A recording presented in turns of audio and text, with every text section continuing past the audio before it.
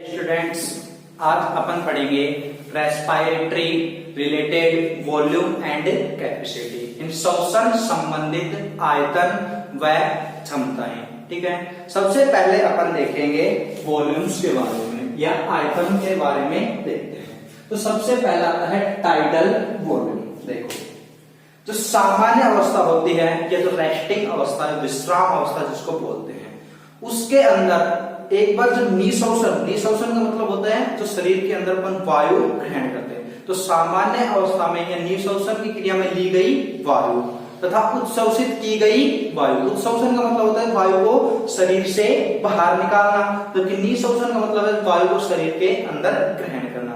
तो उत्सर्जन या निःश्वसन में ली गई या छोड़ी गई जो वायु का आयतन है वो कहलाता है टाइडल वॉल्यूम कहलाता है। ठीक है, यानी कि यहां पर देखना, जो यहां पर ये तो ग्राफ दर्शा रहा है निःश्वसन को यानी इंस्पायरेटर को। ठीक है, जबकि ये वाला जो नीचे की तरफ आ रहा है ये ग्राफ दर्शा रहा है उत्सर्जन को या एक्सहेलेशन। निःश्वसन को इनहेलेशन भी बोलते हैं, जबकि उत्सर्जन को एक्सहेलेशन भी कहा जाता है। तो ऊपर की तरफ जा रहे हैं यानी श्वास अंदर की ओर ले रहे हैं, बिल्कुल सामान्य अवस्था के अंदर। तो यहां तक जो मान होगा वो तो कहलाएगा एक निःश्वसन, और यहां से और यहां तक का जो है वो कहलाता है उत्सर्जन कहलाता है। ठीक है, जो इसका जो टोटल मान होता है तो टाइडल वॉल्यूम या ज्वारीय आयतन है, इसके अंदर जो वायु का आयतन जो यानी वो वायु अपन ग्रहण करते हैं निःश्वसन के अंदर, तभी उत्सर्जन के अंदर जो वायु अपन त्यागते हैं उस वायु का आयतन होता है 500 ml होता है। ठीक है, ये तो था टाइडल वॉल्यूम।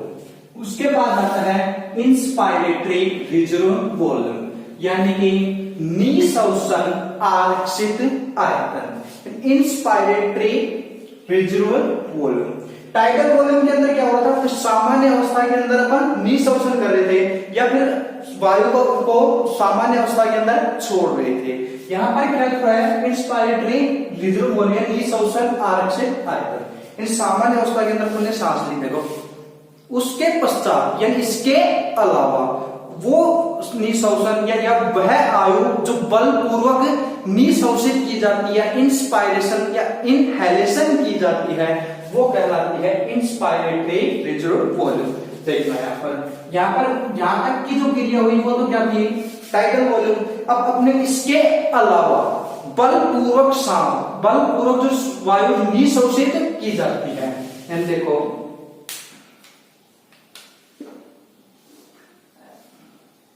बलपूर्वक जो वायु है वो क्या की जा रही है, निःश्वसित की जाती है।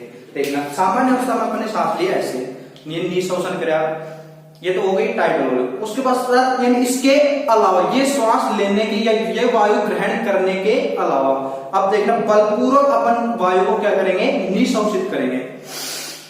ये जो क्रिया है वो कहलाती है इंस्पायरेटरी रिजर्व वॉल्यूम। इसका जो टोटल मान होता है वो होता है 2500 से 3000 ml के समथिंग या 2.5 से 3 लीटर के समथिंग ये मान होता है। अब ऐसे ही ये जो जितनी अपन ने ग्रहण करी वह जितनी क्या आएगी, वापस आएगी। उसके पश्चात जैसे जो अपने वायु ली, अब इसको अपन छोड़ देते हैं, और छोड़ने के पश्चात जितने अपन ने कितनी कौन सी ग्रहण की थी, टीवीएन टाइडल वॉल्यूम, ये भी निःश्वसन में ग्रहण की थी। उसके पश्चात ये छोड़ने के पश्चात शरीर से बाहर कौन सी आएगी, टाइडल वॉल्यूम है, ये शरीर से बाहर आएगी। ठीक है, यानी कि ये वाला। ठीक है, अब इतनी वायु अपन शरीर से बाहर उत्सर्जित करते हैं। ठीक है, उसके पश्चात आता है एक्सपायरेटरी रिजर्व वॉल्यूम यानी कि उत्सर्जित आरक्षित आयतन। तो ये क्या हो जाएगा, टाइडल वॉल्यूम या ज्वारीय आयतन के अतिरिक्त वायु की वह मात्रा जो उत्सर्जित की जाती है वो कहलाता है एक्सपायरेटरी रिजर्व वॉल्यूम। उत्सर्जित यानी कि शरीर से बाहर छोड़ना, जैसे कि सामान्य अवस्था में अपन ने वायु को उत्सर्जित किया, उसके पश्चात जोर से यानी बलपूर्वक वायु को और शरीर से बाहर फेफड़ों से बाहर निकालते हैं। देखो ये जो क्रिया है वो कहलाती है कौन सी? एक्सपायरेटरी रिजर्व वॉल्यूम, यानी कि टाइडल वॉल्यूम। इसके पश्चात जैसे टाइडल वॉल्यूम है, उसको उत्सर्जित कर दिया, उसको उत्सर्जित करने के पश्चात यानी कि 500 ml तो बाहर आ गई, उसके पश्चात भी जो बलपूर्वक जो वायु है वो अपन उत्सर्जित करते हैं, उस वायु का जो आयतन है वो कहलाता है एक्सपायरेटरी रिजर्व वॉल्यूम कहलाता है। ठीक है, यानी कि यहां पर ये जो वायु है, यहां से अपन ने इंस्पायरेशन किया, फिर ये अपन ने दर्शा दिया कि बलपूर्वक निःशोषित वायु का आयतन है वो तो क्या हो गया? IRV। ठीक है, इंस्पायरेटरी रिजर्व वॉल्यूम। इसको छोड़ दिया, उसके पश्चात अपन टीवी को शरीर से या फेफड़ों से बाहर निकालते हैं। इसको निकालने के पश्चात अपन बलपूर्वक वायु को बाहर निकालते हैं। देखो, और ये जो वायु बलपूर्वक उत्सर्जित की जाती है और इस वायु का जो आयतन है वो कहलाता है एक्सपायरेटरी रिजर्व वॉल्यूम कहलाता है। ठीक है, और इसका जो टोटल मान होता है वो होता है 1000 से 1100 ml होता है। इसका जो आयतन है और इस वायु का या इतनी जो वायु है वो शरीर से बाहर उत्सर्जित या बलपूर्वक उत्सर्जित की जाती है 1000 से 1100 ml। ठीक है, ये तो हो गया एक्सपायरेटरी रिजर्व वॉल्यूम। ठीक है, उसके बाद आता है रेजिडुअल वॉल्यूम। रेजिडुअल वॉल्यूम क्या होगा? बलपूर्वक फेफड़ों, भाई अपन ने जो वायु ली उसके पश्चात 500 ml टाइडल वॉल्यूम के रूप में उत्सर्जित कर दिया, और फिर भी अपन ने उसके पश्चात बलपूर्वक क्या किया? उत्सर्जित किया, यानी बलपूर्वक उत्सर्जित करने के पश्चात ये वायु है ये भी उत्सर्जित करने के पश्चात या शरीर से बाहर निकालने के पश्चात अब फेफड़ों के अंदर जो वायु शेष बचती है, फेफड़ों के अंदर जो वायु शेष बचती है, बलपूर्वक अपने एक्सपायर किया, और अब इस कंडीशन के अंदर भी जो फेफड़ों में वायु शेष बची है वो वायु, उस वायु का जो आयतन है वो आयतन कहलाता है रेजिडुअल वॉल्यूम कहलाता है, और इसका जो मान है वो होता है 1100 से 1200 ml के समथिंग। ये जो सारे मान हैं अप्रोक्सीमेट होते हैं। ठीक है, ये लगभग ये सारे मान होते हैं, और इसको प्रदर्शित किया गया है RV के द्वारा दर्शाया गया है। ठीक है, तो ये तो थे अपने कौन से वॉल्यूम? टाइडल, इंस्पायरेटरी, एक्सपायरेटरी और रेजिडुअल वॉल्यूम। दोबारा से देखना एक बार। सबसे पहले क्या था? टाइडल वॉल्यूम यानी कि ज्वारीय आयतन। ये क्या होता है? सामान्य अवस्था में उत्सर्जित की गई वायु जो ग्रहण कर, बिल्कुल सामान्य अवस्था के अंदर, और निःशोषित की गई जो वायु होती, निःशोषित की गई वायु और उत्सर्जित की गई जो वायु का जो आयतन बिल्कुल सामान्य अवस्था के अंदर, वो तो कहलाता है टाइडल वॉल्यूम, और इसका जो मान होता है 500 ml। उसके पश्चात आता है इंस्पायरेटरी रिजर्व वॉल्यूम, क्या निःशोषण आरक्षित आयतन। इसके टीवी के अलावा यदि तो अपन ग्रहण कर लिया, इसके ग्रहण करने के पश्चात बलपूर्वक जो श्वास अपन निःशोषित करते हैं या ग्रहण करते हैं, ये जो मान है वो कहलाता है IRV। बलपूर्वक जो वायु का जो आयतन अपन जो ग्रहण करते हैं वो कहलाएगा IRV, जिसका मान होता है 2500 से 3000 ml होता है। उसके पश्चात ये वायु है इसको शरीर से बाहर उत्सर्जित करेंगे, इसको बाहर उत्सर्जित करने के बाद जो टीवी वाले जो वायु है उसको भी बाहर उत्सर्जित करेंगे। अब जो बलपूर्वक जो फेफड़ों से शरीर को उत्सर्जित जो वायु होती है, जो जैसे ऐसे जो वायु उत्सर्जित करते हैं वो आयतन कहलाता है ERV, एक्सपायरेटरी रिजर्व वॉल्यूम। और ये उत्सर्जित करने के पश्चात या एक्सप्रेशन करने के पश्चात अब फेफड़ों में जो शेष वायु बच गई वो कहलाती है रेजिडुअल वॉल्यूम या अवशिष्ट आयतन कहलाता है। ठीक है, ये तो थे आयतन। अब नेक्स्ट आते हैं कैपेसिटीज या क्षमताएं। ठीक है, क्षमता में सबसे पहले आती है इंस्पायरेटरी कैपेसिटी। ठीक है, जिसको अपन प्रदर्शित करते हैं IC के द्वारा प्रदर्शित करते हैं। इंस्पायरेटरी यानी कि निःश्वसन, और कैपेसिटी का मतलब होता है क्षमता। निःश्वसन की क्रिया में जो फेफड़ों के अंदर जो वायु ग्रहण की जाती है, अधिकतम जो वायु ग्रहण की जाती है, वो क्या कहलाएगा? इंस्पायरेटरी कैपेसिटी कहलाता है। तो क्या लिखेंगे अपन, अगर परिभाषा के रूप में बोलना होता है, वायु का वह अधिकतम आयतन या वह अधिकतम मान जो निःश्वसन की क्रिया में ये निःश्वसित किया जाता है, निःश्वसन की क्रिया में फेफड़ों के अंदर ग्रहण किया जाता है, वो कहलाता है इंस्पायरेटरी कैपेसिटी कहलाता है। तो अधिकतम कितनी वायु ग्रहण कर सकते हैं? तो कौन कौन सी ग्रहण करेंगे? एक तो भाई टीवी की, ये क्या हो रही है? इंस्पायरेशन हो रही है ये वायु, साथ में अधिकतम क्या बोला है? अधिकतम। तो एक तो कौन सी हट जाएगी? टीवी जो सामान्य अवस्था में ले रहे हैं, और एक कौन सी है? आईआरवी। और आईआरवी क्या होती है? जो बलपूर्वक अपन निःश्वसित कर सकते हैं। यानी टोटल यहां से यहां तक की जो वायु का जो आयतन है वो क्या कहलाएगा? इंस्पायरेटरी कैपेसिटी कहलाएगा। जैसे देखो इसका मान क्या हो जाएगा? टीवी प्लस आईआरवी, ये क्या आ जाएगी? टोटल फेफड़ों के अंदर निःश्वसित की गई वायु का आयतन। टीवी का मान कितना है यहाँ पर? 500 ml, तथा आईआरवी का मान कितना है? अपने कितना लेना है? अधिकतम, और अधिकतम कितने लेंगे? 3000 ml। तो टोटल जो आईसी आ जाएगी वो हो जाएगी 3500 ml, यानी कि 3.5 लीटर के आसपास होती है। उसके पश्चात है एक्सपायरेटरी कैपेसिटी। एक्सपायरेटरी कैपेसिटी क्या होगी देखना है यहाँ पर। जैसे कि यहां पर देखा था इंस्पायरेटरी के अंदर कि बलपूर्वक श्वास को ग्रहण कर रहे हैं, या वह वायु जो वायु का वह अधिकतम आयतन जो फेफड़ों के अंदर भरा जा सकता है, ठीक है। उसी प्रकार एक्सपायरेटरी यानी उत्सर्जन की क्रिया होगी, और उत्सर्जन के अंदर के जो वायु है शरीर से बाहर आएगी। तो बाहर आएगी तो अपन क्या लिखेंगे इसके अंदर? इसकी जो परिभाषा है ये क्या होगी वो देखना। उत्सर्जन की क्रिया के अंदर यह वायु का वह आयतन जो फेफड़ों के द्वारा उत्सर्जित किया जाता है, या वायु का वह अधिकतम आयतन जो फेफड़ों के द्वारा शरीर से बाहर या फेफड़ों से बाहर निकाला जाता है, वो कहलाता है एक्सपायरेटरी कैपेसिटी या उत्सर्जन क्षमता कहलाती है, ठीक है। इसका मान क्या होगा? तो अपन निकाल कितना सकते हैं? अधिकतम कितनी वायु बाहर निकाल सकते हैं? भाई एक तो ये जो टाइडल वॉल्यूम है कितने हैं? 500 ml है, ये भी निकाल सकते हैं। इसके अलावा ये जो 1100 आपने कितना लेना है? अधिकतम लेना है। तो कि कौन कौन सी ऐड हो जाएगी? एक तो उत्सर्जन की क्रिया में क्या 500 ml टाइटल के रूप में, जबकि 1100 बलपूर्वक निकाल सकते हैं उत्सर्जन एक्सपायरेटरी रिजर्व वॉल्यूम के रूप में हो सकते हैं। तो ये जो अपने के लेना है अधिकतम, और अधिकतम के अंदर दोनों के दोनों ऐड हो जाएंगे। तो इसका जो मान है वो हो जाएगा टीवी प्लस ईआरवी, ठीक है। टीवी का मान कितना है? 500, ईआरवी का अधिकतम मान कितना है? 1100, और ये टोटल मान निकल के आ जाएगा कितना? 1600 ml,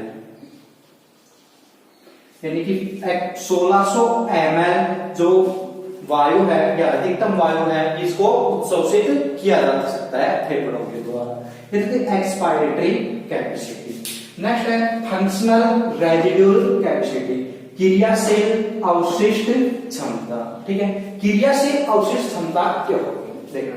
तो सामान्य अवस्था के अंदर उत्सर्जन होता है, तो सामान्य अवस्था के अंदर उत्सर्जन की जो क्रिया होगी, इन जो वायु है वो कितनी बाहर आएगी? केवल और केवल तो 500 ml जो वायु है टाइडल वॉल्यूम है। सामान्य अवस्था के अंदर उत्सर्जन के अंदर क्रिया, उत्सर्जन की क्रिया के द्वारा जो वायु शरीर से बाहर आ जाती है, उसके पश्चात जो वायु फेफड़ों के अंदर बसती है वो कहलाती है फंक्शनल रेजिडुअल कैपेसिटी। अगर सामान्य अवस्था की बात करें तो केवल 500 ml ये जो टीवी है ये एक्सपिरेशन कर सकते हैं, ठीक है। 500 ml ही वायु फेफड़ों से बाहर आती है सामान्य रूप में। उसके पश्चात फेफड़ों के अंदर बच कौन सी गई वायु? भाई एक तो ईआरवी वाला मान बच गया और दूसरा आरवी वाला मान बच गया। तो फंक्शनल रेजिडुअल कैपेसिटी क्या हो जाएगी देखना, ईआरवी प्लस आरवी, ठीक है। ईआरवी का मान कितना है? 1100, प्लस आरबी का मान कहीं 1100 ले सकते हैं या फिर 1200 भी मिल जाएगा। तो इसका जो टोटल मान है वो हो जाएगा 2300 ml। यानी जो सामान्य उत्सर्जन के पश्चात तो फेफड़ों में शेष जो वायु बचती है वो कहलाती है फंक्शनल रेजिडुअल कैपेसिटी। और कितनी वायु शेष बचती है? 2300 ml वायु शेष बचती है। उसके पश्चात आते हैं वाइटल कैपेसिटी। यानी वाइटल कैपेसिटी मतलब होता है जैव क्षमता। ये आप देखना यहाँ पर वाइटल कैपेसिटी। वाइटल कैपेसिटी क्या होती है?